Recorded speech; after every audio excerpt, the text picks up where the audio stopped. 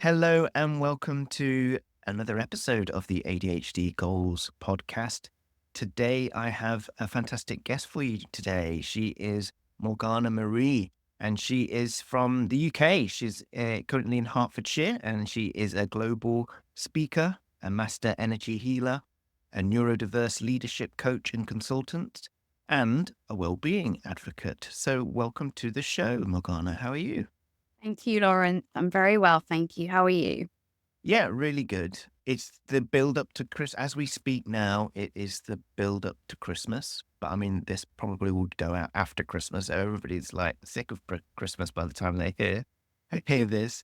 But yeah, I'm feeling good. How about yourself? Yeah, good. I can feel the chaos of the months. There's been a lot of that. So just kind of embracing the chaos and trying to find my calm somehow. Typical stage of my life, really. What sort of chaos are you dealing with at the moment, and how are you working your way through it? Wow. Yeah, there's lots of change at the moment. I've been working a lot on myself and my business and recently entered a new relationship. So that's everything's happening at once. Do you ever have those moments where everything just happens at once? And so, yeah, I'm having to sort of embrace this change without resistance. And it's quite challenging at times to kind of just go with it and trust the journey that you're on and without getting overwhelmed. But I've had my days of overwhelm and then it's like, oh my God, it's too much to just stop and just like slow down a little bit. But it's pretty impossible to try and slow down when you have ADHD. It's something that I try and work on a daily basis. But yeah, I'm just kind of riding the wave really of everything at once. And yeah, I've also going through lots of like work and healing and growth. And it's just like a lot. Yeah. How do you, just listen to you talk about the things that are going on, and you say you're in a new relationship, and how does your ADHD play into that? And I'm thinking, because I'm in a relationship now for 3.5 years, and I'm late ADHD diagnosed, and it happened during this relationship. So I wonder how I would approach a new relationship with ADHD in terms of, does any masking go on? Because when you're enter into a new relationship, you are slowly trying to reveal yourself, and I suppose there's a lot to take on board. Yeah. I mean, luckily, I'm very grateful that I've known the guy for about 2.5 years. So we built up a really positive friendship before this developed. And he was very aware that I was neurodivergent and ADHD. But I would say that the relationships actually made me aware of how ADHD I actually am. So it's actually given me more awareness and like, wow, I didn't realize it. I was sort of that level. So at times it's been quite emotionally challenging. And I've had my moments where I've been, no, I don't know if I can sort of do it. And then I've just had my moments where I'm like, no, that's just old things coming up and triggers coming up. And let's just lean into this more. And I'm just having an ADHD moment. I just need my own space. And he's very, very, very understandable. I don't think I could be with anyone who isn't understandable or compassionate and very compassionate and empathetic and understanding of it. I don't think that would work if, he wasn't really. No, I didn't mean to stumble onto this topic. No, it's but now that we're here, it is quite interesting, because I think I had, before this relationship, I've done a lot of sort of internal work on myself. So I had taken my time before entering into a new relationship after previously, being married and having children. So I felt that I was at a point where I was able to sort of deal with things a little better, and maybe I went into this relationship with a lot more maturity than I had before. And I was very lucky. I am very lucky, rather, that she's very understanding, and we communicate a lot more than I've ever done in previous relationships. And she's been very understanding of the whole ADHD thing. And when little flashpoints or something comes up where we say we need to talk about something, it's been very useful to have somebody who is empathetic and understanding, and willing to understand ADHD's role in it. And I think, I'm very thankful for that, I think. I love If that. she's listening. I want yeah, I celebrating her. I always say to him, you need a goat. How many gold medals by now? Yeah. How many gold medals do you need? Oh, but he laughs. And actually, he's quite ADHD as well. So I think he's discovering himself a lot about himself. But yeah, so it's so really important to have that healthy dynamic. Yeah. And communication is so important. I'm learning a lot about communication. Yeah. Never had that in relationship. Well, I mean, here's another ADHD thing coming up, is that I've been so, not overwhelmed is not the right word. I've been like, wow, this communication thing really does work, and then lean into it. And then there comes a point though, and I suppose a bit of RSD kicks in and rejection. It's like, am I over communicating? Am I lifting the veil completely on? Is there no mystique left about how I function? That it's just, and it's got to be too much. This is all going to be too much for keep communicating. I get So, that. yeah. Yeah. Anyway, we like to start the show by understanding a little bit more about you and your own ADHD journey. So, how about you tell us all about you? Thank you. Yeah. So, like yourself, it was a late diagnosis. I actually finally I don't really agree. I don't really like going to the doctors, but I was having just enough of certain patterns in that one day. And I just thought, right, I need to get checked for this because everyone that was coming into my life was like ADHD on some level. And I'm like, what is the universe actually showing me here that I'm acknowledging? Because there's some form of like denial or shame around it or whatever. So finally went to the doctors. They sent me off for to get referred and everything. And they come back, yes, you do. I'm like, what a relief. I'm not as crazy as I thought I was. And it was just such a powerful healing moment for me. And finally, I was like, oh my God, all these years where I thought I was so wrong, I've just had so much peace and ease around the whole thing. And it just opened my world. And that's when I started to realize, wow, how many times people come to me in my business or in my life who are also ADHD, but they might not even realize it, or I didn't really get it. I also have autism as well. So sometimes I'm very sort of slow in my delay processing, and that can take some time to process information. And it all kind of just made sense all at once. It was a bit of a light bulb moment.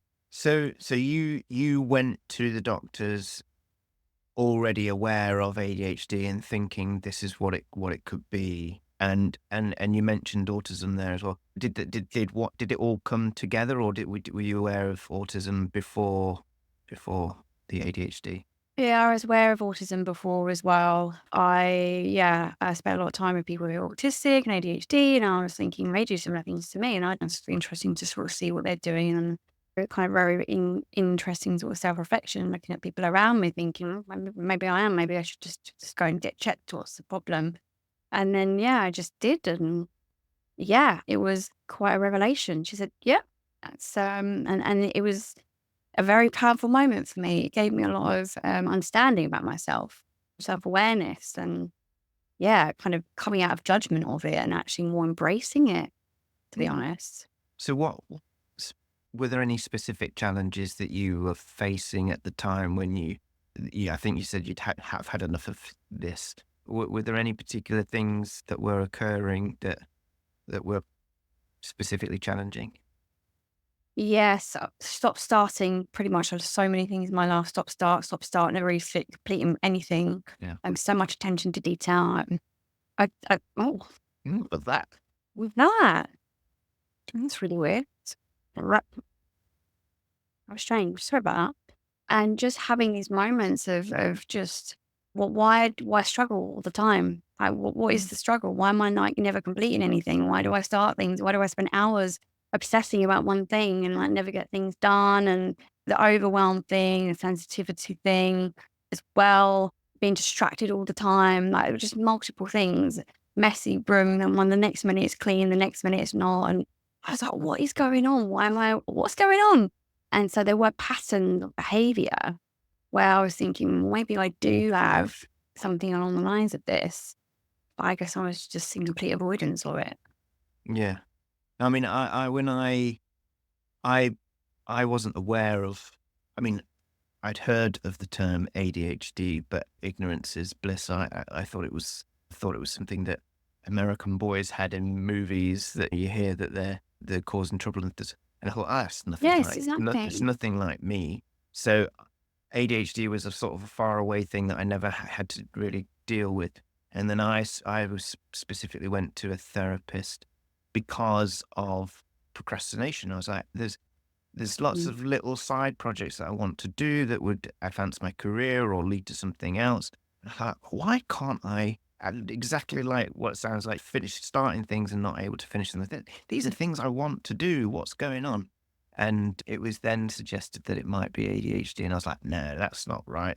And left it for a while. And then it came back through another channel. Somebody else close to me was talking about ADHD. So I had to engage with it a bit. And then I was like, oh, that's what ADHD is. And I was like, oh. And then there was just light bulb moment again, like yourself. It's like, right. Now that explains a lot. Yeah.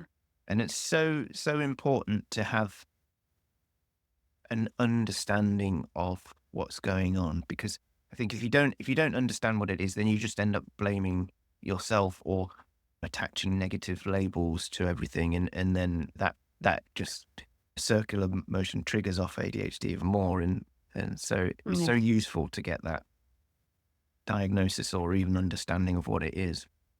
It is. Yeah. Thank you for sharing that. And I've always been very the person to sort of flip things on their head and go, okay, well, attention deficit, attention detail. Actually, is it a deficit?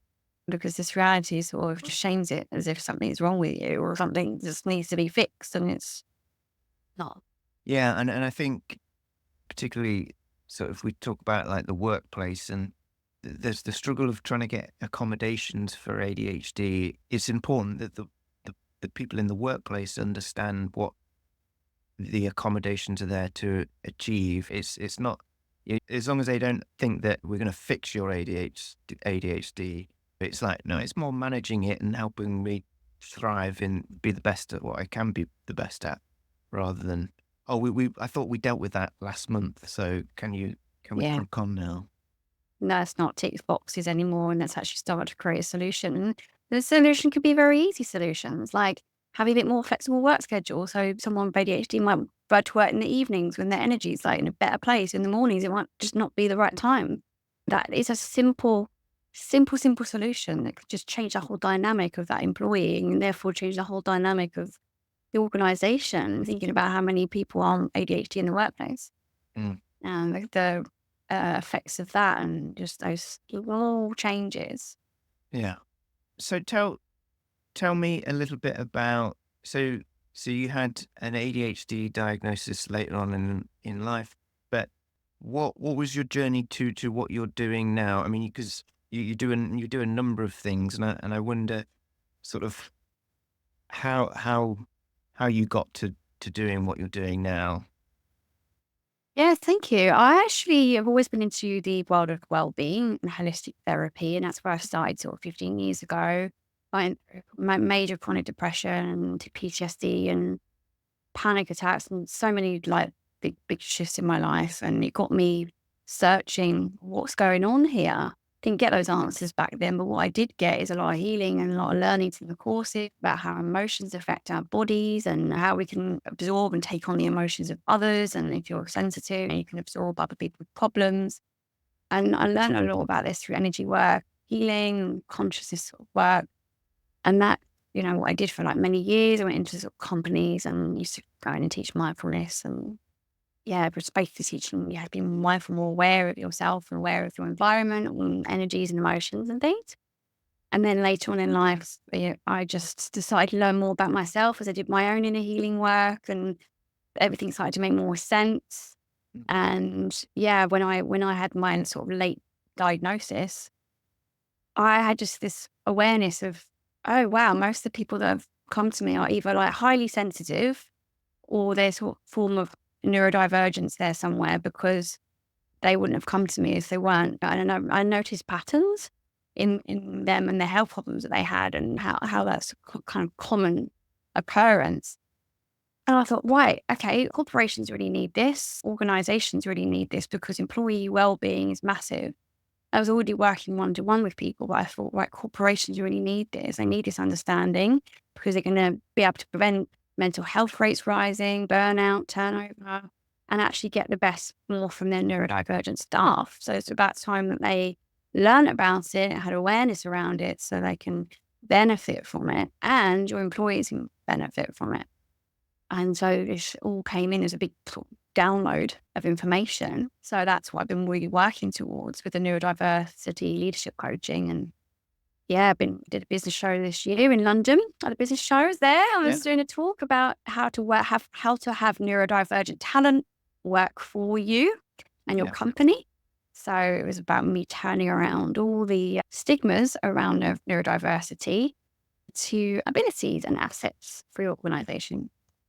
And how did that go? How did you feel being up there and doing the talk? Did it go well? Challenging, a lot of work. It's like 6 months of inner work and working with a mentor to help me speak. And I had speech problems, and I had loads of blocks around speaking in front of people.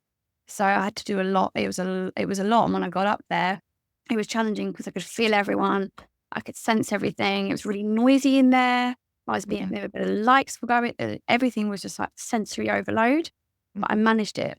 And I just did my breath work and grounded myself. And yeah, I got through it. It was quite a long talk, about 20 minutes long. It was long, but I did it. And I was proud of myself. Massive. I recently did a 10-week course in stand-up comedy, because I'd been going on about it to my girlfriend for ages, and she said, right, okay, if you're going to keep talking about this, I'm going to get, she bought it for my birthday, so I could finally shut up about it. And the end of the course resulted in like a showcase with all my course mates, and we did a show. And my girlfriend, because she bought me the course, she wanted to go to the show, but I was so terrified that I would be rubbish that I thought I need to do some practice gigs to make sure that I don't get up there and cry or forget what. And so it was really, it was terrifying, but also sort of getting into that zone of feeling like, okay, this is working now. But yeah, I mean, I was stood there, and then the mic cable dropped out, and I was like, no, this was part of the, yeah. But it was terrifying. And it's incredible just being aware of how your body is reacting to being scared about going up on stage.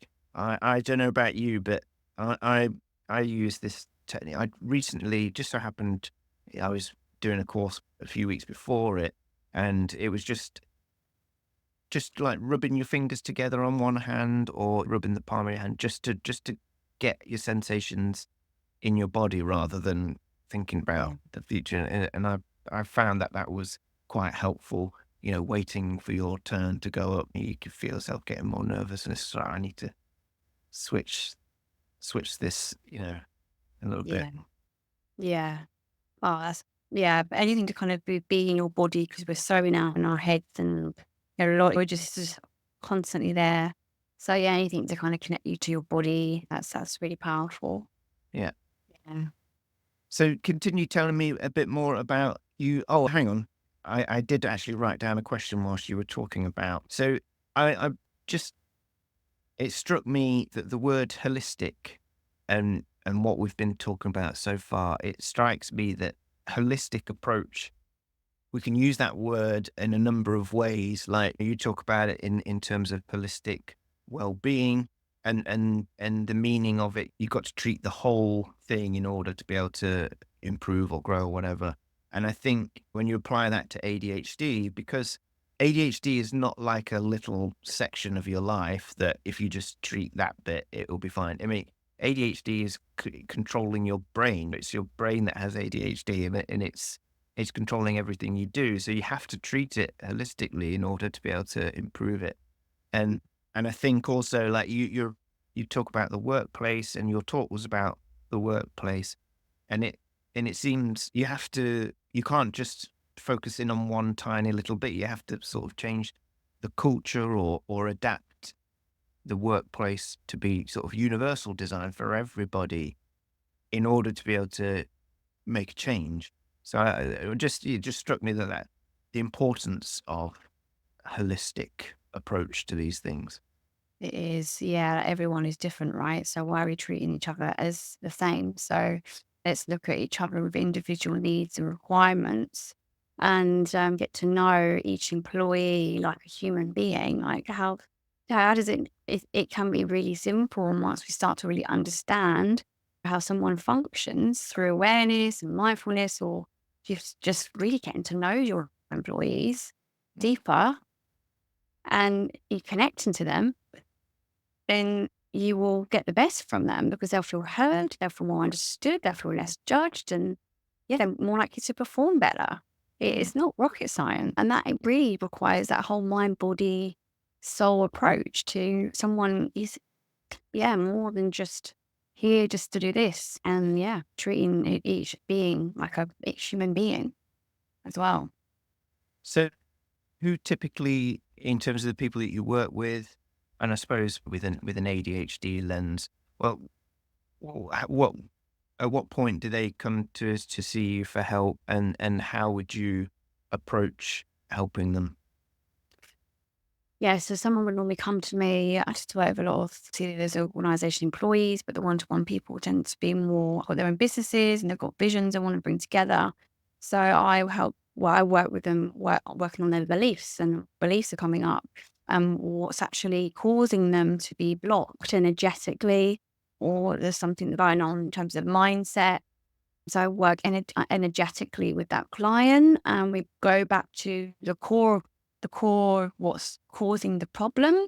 It's not trauma therapy or anything like that. It's very, very gentle questions, coaching questions with energy work and mindfulness all in one. And then we can give you tools every day, like pragmatic tools to help you move past your challenges and create the results you want. So, for example, someone will come to me with not feeling like they believe in themselves, or they just don't believe that it's possible. That happens quite a lot. And they have a big vision, but it just feels impossible. It feels overwhelmingly big. Where do they even start? So that's a big example. I also have people who have a massive vision and they hate social media. They hate anything to do with having to speak to people or anything like that. It's just a massive block for them. And it's never the social media. It's never the social media that's the problem. It's something that's gone on somewhere, sometime, that we have to go back to clearing. And then they end up loving social media and loving networking and love. It's like shifting from like really having aversion to something to leaning into it and actually enjoying that process, creative process. Yeah, if I was to think of myself as an example of not enjoying engaging with social media, I think that comes from, for me personally, like a perfectionist thing. Now, I always misinterpreted the word perfectionism. I thought it was someone who was always doing things perfectly, but it was so weighing them down. But it's like, no, I don't do things perfectly, but therefore I don't, but I want to, and Mm. therefore I don't want to show anybody what I've done unless it is perfect. And I suppose, yeah, I tend to not like engaging with social media all the time in case it exposes the imperfections. But I mean, the purpose of this podcast was to specifically overcome that and just say, right, going to commit to it and just see, bear all, essentially. Yeah, commitment's a big one. That's one I'm kind of working on more recently as well. Like how committed are we to ourselves? And there's certain aspects that I'm still kind of working through to commit more to myself because it's Mm. showing up in the relationship, it's showing up in the business, and it's showing up in my personal life. Like, so having to commitment could be a big one. It's kind of be like, whoa, commitment? Oh, really? Does that mean I have to like sign my life away and I'm never have freedom again? Well, Mm. so it's always, there's always something to work on. Yeah. I'm interested by you mentioning mindset and beliefs. And I suppose, obviously, when looking at not treating, but managing ADHD and the holistic approach, mindset and beliefs can often be something that is not really focused on a great deal. So, so you're talking about people that run their businesses or run their business, and so you could say, right, okay, well, what's the challenge that you're facing? Here's a roadmap to do that, and they go, okay, great, that's simplified. That I can see now what I need to do. But then they ask themselves, but it's been a week and I still haven't done anything. Why is that? And you say, well, maybe you've not got enough dopamine in your brain because you're not living life healthily, you're not eating the right foods, you're not getting enough exercise. And you go, okay, now I've got enough dopamine in my brain, that's fine. But why have I still not started? And it tends to be then like, what are all these beliefs that you've built up over a lifetime of having ADHD or late diagnosed and not realizing it was that? Is you've got all these beliefs that you need to change in order to commit to it long term. Yeah, it's exactly that. Exactly that. And it's also coming out of where we've aligned and agreed to, because we have ADHD, we can't do this. It's like, is it true? We have to retrace back and work, well, where do we learn that from? Is that even true for me? So it's really about kind of uncreating everywhere you've created that you can't do something as well. And obviously the physical approach of, yeah, you can go and exercise and go and get more movement in your body. That's so important for someone who has ADHD. They need to have movement and dopamine and all of that. That's absolutely key. I'm a gym lover myself. But I also, yeah, the mindset and energetic side is a key core of what's going to actually allow you to move the needle in any area of your life. Do you have any, I don't know how much detail you can go into, but like any specific mindset tools or exercises that you use to help people? Yeah. Simple questions. So there's like, how does it get any better than this? How does it get any easier than this? What else is possible? These three questions, honestly, they seem so simple, but they just change the whole energetics of your day, because we go into struggle and difficulty and hardship a lot of the Mm. time. Whereas if we're willing to ask a question, these three questions, you start to actually, what it activates is your RAS system. And that is allowing you to access your subconscious mind of solutions. And then the solutions will come. And Oh, then that's sorry. RAS. RAS, Can your you reticular activation system. Reticular activation system. particular and expand on that a little bit? Yeah, Particular. it's a part of the brain, your subconscious mind, Yeah. that it gets activated. And once you start tapping into your subconscious, it's basically the part of your brain where your solutions. So it enables you to, basically have any solution in your life. And you start to look for solutions, and it's your subconscious will guide you to that solution, take you to the next thing and the next thing. So you kind of activate that and it gets to work. So take me back. So I think my brain got stuck on trying to figure out what that was.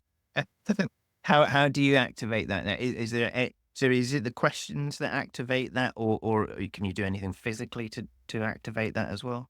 Yeah, you can close your eyes, get yourself into a really calm space and get yourself into a theta brainwave state. So just by slowly breathing and doing some breath work and slowing down with your breath will get you into a calmer theta brainwave. And that will help you to start accessing your area Anything? in your subconscious mind. But that does take a little bit of a while sometimes for people come with ADHD, because the brain's processing so quickly. So we just take a little bit of time to do that. And then you can start asking the questions. It's best to ask it when you're in a theta state Mhm. rather than you're in a normal like, alpha brainwave state, Mm. because your theta brainwave is where you access your subconscious mind and then all your solutions are there. Accessing that subconscious mind, is there, in the work that you do, is there in this just thinking about the mindset thing and beliefs. Access, is there any, I'm trying to phrase this correctly, but is there any way to program what is there? As in, is that like a storage place for your beliefs? And therefore, is there any attempt to sort of change that in any way to Yeah. to align with where you want to go? Yeah. Or is that Yeah. always permanent? No, it's never permanent. You can change anything. So you can go back to your brain and your theta brainwave and ask the question, well, this impossibility that I have or this challenge that I have, when was the first time that I had this? And you will get something that comes up, whether it's a memory or an image or a name or a sensation, and your subconscious mind will show you. Hmm. And that's kind of why I guide people into that safely, because you can do it yourself, but I would say you need a practitioner to guide you there. And then you will start to access, okay, well, this happened and that's why I felt like this. And then that's what happened. That's what I learned. So I learned that actually it's not safe to take action because when I did, this happened, for example. Mm. And then what we do is we release the belief.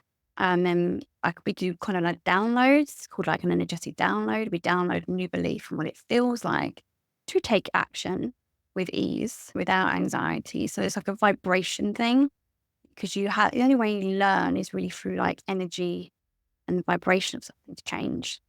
You can't just do things just from thinking or using your brain rationally alone. It only gets you to a certain point. The when you say vibration, is that a physical vibration that you're feeling when you're thinking about something, or is that referring to something else? It's a physical vibration when you're feeling into a certain energy. So, for example, like the energy of unconditional love, Mm. what does it feel like? It's just nurturing and it's limitless, and that has a frequency. Like every word, every word we use, everything has an energy frequency. So it's any word. When you think about the word anger, like it has a frequency. Mm. So we're changing that frequency. So your brainwaves change. Mm. And you go fight and flight stress response to calm, rest and digest, taking action response. Calm, rest, and digest. I'm gonna write that down. So that's what we're aiming for: calm, Yeah. rest, and It digest. actually allows your nervous system to come into the parasympathetic state, which is when you're actually calm and able to process information and actually digest. Your whole body will digest and process information quicker. And it's when the nervous system is at its most optimum. So when you're most healthy, and if you're not in that state, you'll be in fight and flight energy, and it's just constant stress and anxiety all the time. And that's a thriving place. That's struggle and striving. Well, it makes me think of.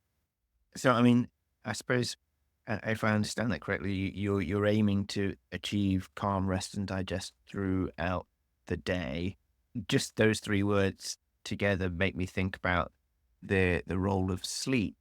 And I mean, I'm using the literal digestion of food, but I mean, if you eat too late in the day, then your body is digesting whilst you're sleeping, rather than using all that energy to digest your thoughts and create memories and process things. And and so it's interesting, yeah, to think that the body, acknowledge that the body has to do all these things, and if you're not letting it do that, then there's probably some trouble down the line. Mhm. Yes. Yeah. Yes.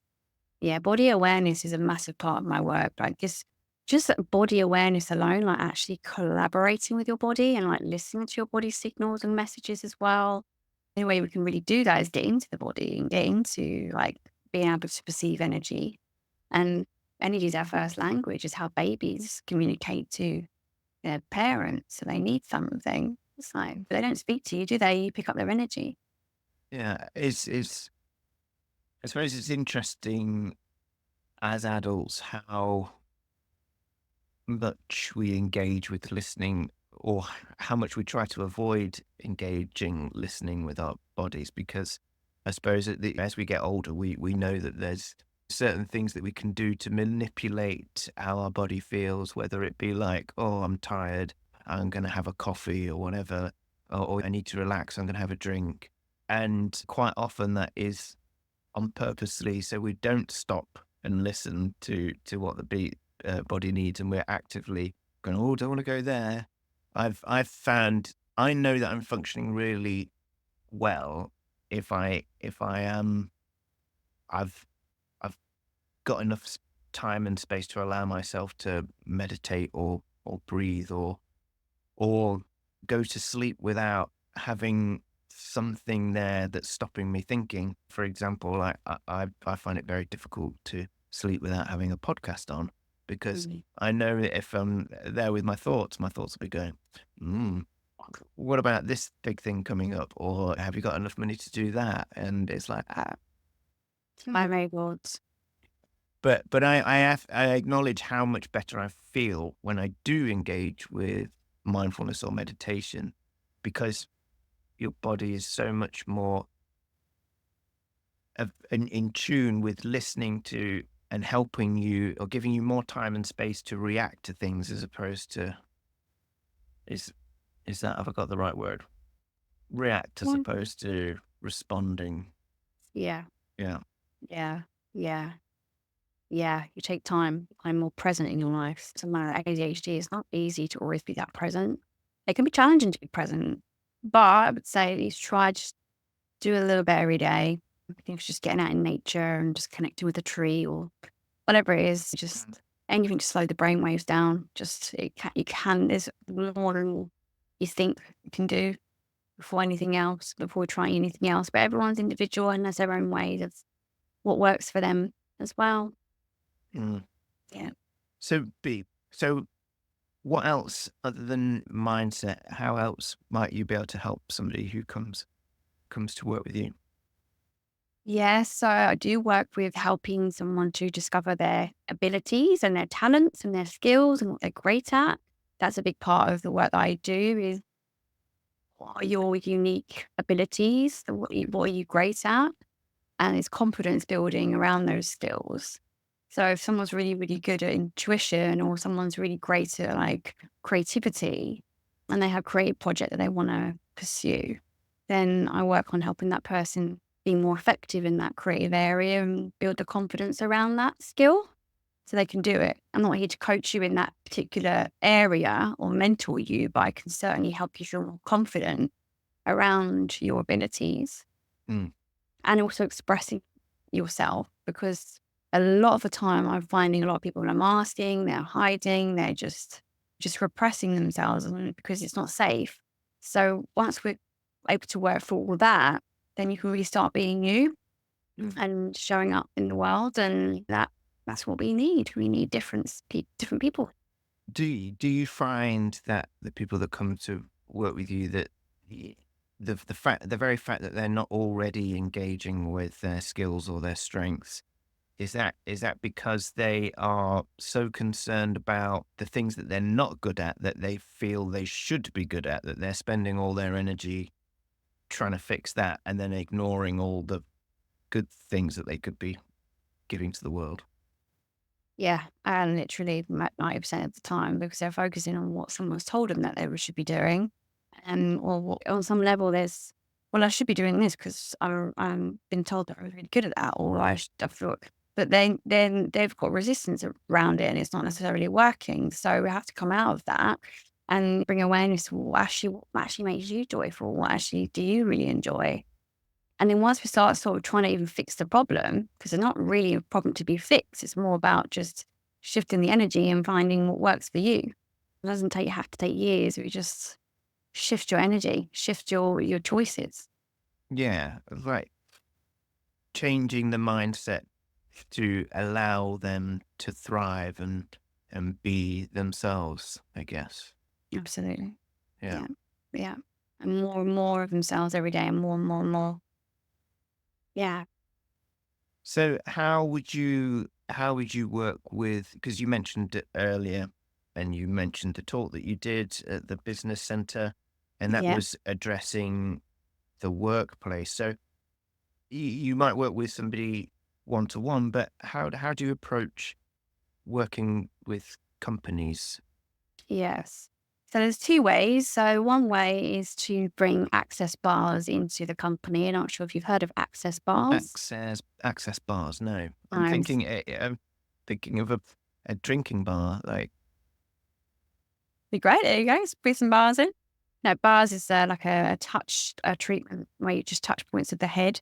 They correspond to areas of the body, so you can really work on like expanding someone's creativity or yeah, this sounds completely different to what I was imagining. Yeah. yeah, completely no bar, no alcohol bars or anything like that. They're just bars, energetic sort of bars that run on across the head, and you just touch. And they lay down, you receive, and yeah, it makes someone go from anxiety, overwhelm, burnout to complete calm, relaxation, and creation. So it really, really will shift the whole kind of culture and energy of an environment and the organization long term. So that's like a well-being solution that actually works that I promote and really try to get more into organizations around that. So So just so I understand, so you would go in and you would perform the sort of energy bars, almost like, forgive me if this is not correct, but like almost sorry. like if you're doing some reflexology and or having a massage or something, you feel loads better. So in that on that day, in that moment, you're allowing someone to feel a lot better. Does that how long an effect does that have, and how can they continue to do that if you're not there? Yeah, sure. So the effects are like lasting, that you're not going to go back to your pattern or whatever happened because we're actually changing things like long term. Like pressing the delete button on your computer and you clear all the clutter in your head. And what you can do is I do actually sort of teach a few points that people can sort of do themselves. So Oh, if you want to okay. lay down before you go to bed at night and run your bars or your like impulse bars or your implant band, sorry, you can just do it. And then I'll show you. It's very, really, really simple. And just behind your ears, yeah, Uh-huh. is the implant band. And you just ask for the energy to run. And you can run that for about 2 to 3 minutes. Yeah, you feel dramatically calmer after that time. So Um, are you just pressing on a certain point, or are you rubbing? yeah, just gently press. You don't even have to touch. You can just have your hands off the head and you just ask for the energy bars to run. And it's yeah, just behind the ears where there's like the line going down on the side there, on both sides. Just for the people that are listening, we're both touching behind our ears. That's Go great. on, go on. Where are some more points? So we've got, but you get your right hand, you can put it on behind your neck. It's the first point we do, right behind the neck, and then you get your left hand and you just put it in the center, and you just call that it's like an energy pull. And then basically what you can do is just sort of visualize energy coming up through your feet and then all the way across your head and then down. And this is very, very, very calming. Just feel relaxing. Yeah, it's really just, it just calms you straight away. So that's another one. And then you've got slightly up by your ear to the right side on the head and the other side. Yeah, this is like the money bar. So if you've got Got in, my headphones on. Hang on. oh yeah, you got your phone. You should be able to kind of walk the finger up. You can ask your body to show you as well where the point is. This is how amazing our bodies are. Our bodies know. Show me where the point is, and your hands will sort of just adjust. It doesn't have to be perfect either. This is great. So it doesn't have to be perfect. And then we just ask for the money bar to run. So this is all your points of views about money. Mhm. Yeah. And you can ask for all your points of views around money to be cleared. And then just ask for that energy to run. And things change. Your days will start to change. Your money changes. Things just shift. Mhm. And then, yeah, that's literally all you do. And I normally run this about 15 minutes per employee. Yeah. And I'm sorry, if anybody's watching this video, we were talking before we came on about my new camera and how it's got like an AI thing. But every time I put both hands up, it thinks I'm telling it to zoom in or zoom out. So it's going. going a little crazy. Must be doing. Clever. Yeah. Or scary. Areas and that. So, and to do those bars, access bars, exercises, would you do that regularly once you found those points? Can you do that? Is it like, I suppose I'm in my mind, I'm thinking of when my computer slows down and like I need to clear the browser caching. Exactly that. Yeah. Yeah. When you're starting to get to a point of like things starting to get a bit too much, that's when you need your bars run. If you start hating your girlfriend, get your bars run. If you start getting really irritated by people, get your bars run. Yeah. Honestly, you make sure you're a happier person. Just, I run one every day, like just a couple of points if I can. Just run them every day. It's like a life tool. Good stuff. Well, I mean, I'm definitely going to give that a go. So what's on the horizon for you? What are you working on at the moment? What does 2025 look like? Yeah, we're excited about 24, 25. I'm looking at the moment in building retreats or organizations so we can get employees to come on conscious retreats and basically just prevent burnout and learn about self-awareness, emotional intelligence, things like this. So collaborating with people at the moment who are also ADHD, neurodivergent, other energy healers as well, and wellbeing practitioners who specialize in other fields. Mhm. So corporate retreats and the communities. I want to start building communities so you can start spreading more well-being, more consciousness on the planet. Really needs it. That's why I'm I mean, doing.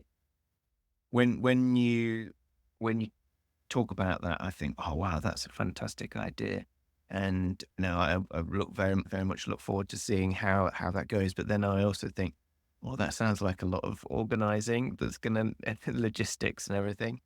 Yes, I Have work.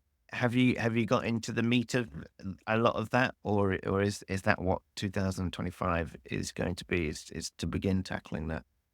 We'll decide planning ideas and how we're gonna, what language we're gonna use, and how to sort of pitch these ideas and what kind of companies to approach. So yes, I have started already planning. And it's kind of worth bringing the right people in to do that with and collaborate with in the new year. I've already spoken to one lady yesterday and she's well up for it. Hmm. She said like, it's literally what I've been wanting to do for the last 2-3 years. So I'm glad we've connected. It was perfect alignment. So starting. So what are you starting? Fantastic. Well, like I say, I'd be very interested to see how that progresses throughout the year. And if anybody listening would like to get in contact with you or learn a bit more about what you do, where would you like me to direct them to? Your website is morganamarie.com. Yeah. Yeah, Perfect. perfect. Well, there will be a link in the show notes. So yeah, have you got much plans for actual taking time off for Christmas, or you got many plans? Yeah, I look forward to going away this weekend and sort of meeting my partner's daughter. It'd be really nice. Looking forward to being that and just a bit of ice skating. I'm not dreading that. I don't even know how I'm going to stand up. My balance is not great, but I'm going to do it anyway. I'm trying. Hopefully, there might be those little support penguins that you. Oh, that'd be perfect. Yeah, if I'm on the penguin, it'd be great. I'll be happy as Larry. Yeah. Yeah, Yeah. yeah. No, I'm ice skating is. I think it's because of the boots never being comfortable. I mean, my ice skating is literally run and then slide. That's my approach to it. Yeah. But yeah, but I'm too competitive not to try hard, but I don't necessarily enjoy it. But Yeah, I'm a bit dreading it, I'm to be too honest. But competitive to not at least try and be good at it, but I'm not.